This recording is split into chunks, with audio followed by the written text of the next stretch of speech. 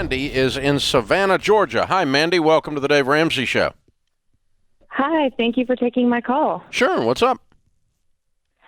So my husband and I are on baby step 2, and he has had the opportunity come up to join the Army National Guard. They are telling him that he will have a $20,000 enlistment bonus, and it's a 6-year commitment, and they will also do over a 3-year period. They'll pay off his student loan debt in thirds. So we were just kind of weighing our options of, is this a good choice for us? We have about $58,000 left in our debt snowball. And we didn't want to make a rash decision and sign him up for something for 6 years.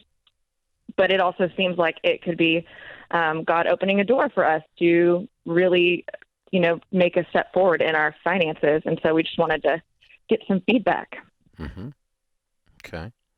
The benefits package with the National Guard is excellent. We endorse them. We tell people to do the National Guard. The $20,000 sign-up and the thirds forgiven over 3 years is pretty amazing. All of that is wonderful. But just like anything else, if it's not something he's called to, he's going to be miserable. And so you never want to do something just for money. And truthfully, the better people around the National Guard will tell you not to do this unless you feel called to do it. Don't do it just for the money. Do it because it's what you're called to. And, there's some great money. Yes, he's currently a firefighter, and has always said that his big regret is not joining the military when he had the opportunity when he was younger. Okay. So I think it would lend that. I think the other part of our problem is that he'd be gone for 6 months-ish for training, and we have a blended family with 5 kids.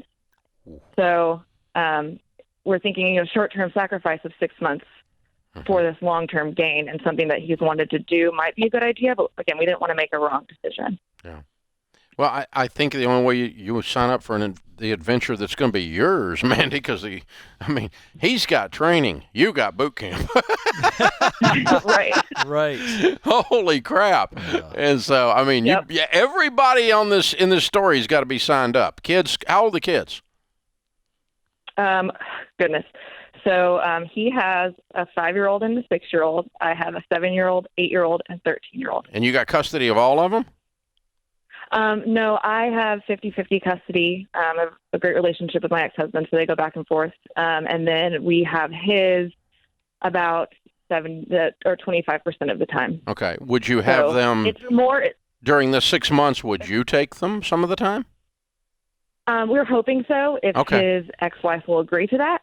But that's our big concern, too, is that they don't see him very often. So by taking another 6 months away, again, but it's short-term pain on their end while they're really young in order for us to give them a better life in the future, right? Well, and for their dad to live out his calling. So I don't know, Ken? Yeah, I think that the 5 and 6-year-old, 6 months time for them, it's like a time warp. They don't know, and I think they're young enough. It's the right age to do this. They don't have a clue whether it's 6 months or 6 minutes. So I think you do it, and it's going to be hard on his heart. It's going to be hard on your heart. Obviously, you all being separated. But Dave's absolutely right. If both of you are in agreement that this is the right move for the big picture, purpose and money, I like it. I think it's a good move. I'd do it.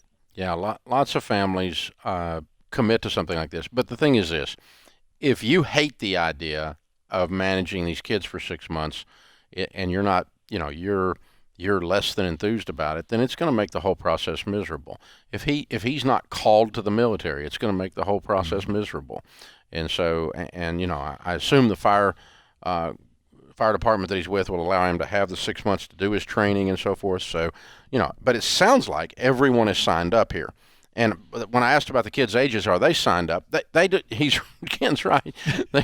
They're more resilient and they're less sensitive than we think they are. They survive a lot of stuff. They're pretty malleable. Yeah. But like when our kids were that age, I'm trying to think. Let's see.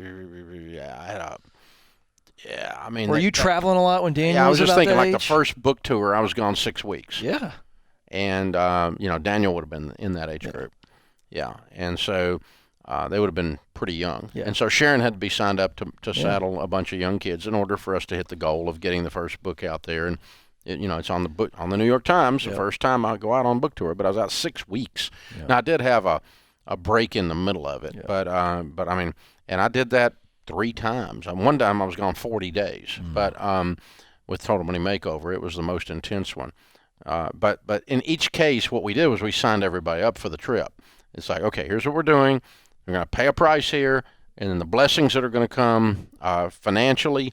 When I get home, we're going to Disney World. And there's a carrot at the end of the stick, kind of a thing. And but if everyone involved has decided they're all going to be miserable while you're doing this, then everybody's going to be miserable. Yeah. So that's the trick. And I think it sounds like they're all on board there. Yeah. And I don't see. And you get $20,000, and you get a third of your student loans forgiven for 3 years. Oh, so boom, that's going to help them. They're going to be debt free. Yeah. The kids are going to be fine. This comes down to you. It comes down to you, Mama, and it comes down to him. And he's wanting to serve. He's always wanted to serve. He wants to do it. It's a no-brainer.